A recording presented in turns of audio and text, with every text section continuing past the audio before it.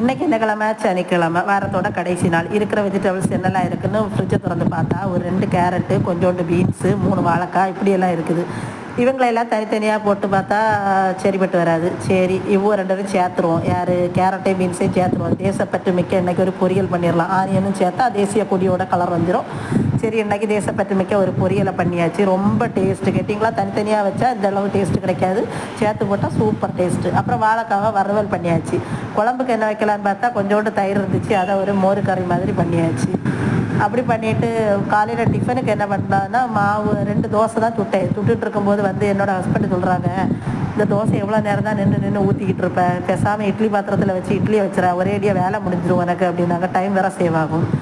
அவருக்கு தெரியாது இட்லி பாத்திரத்தில் வச்சா நிறைய பாத்திரம் கழுவணும்னு. தோசைன்னா ஒரே பாத்திரத்தோட முடிஞ்சிடும். சரி சொன்னாங்களேன்னு சொல்லிட்டு தோசையும் சுட்டு இட்லியும் வச்சு சாம்பார் வச்சாச்சு. ஓகே, வீடியோ பிடிச்சதா லைக் பண்ணுங்கள், சேனலை மறக்காம சப்ஸ்கிரைப் பண்ணிடுங்க.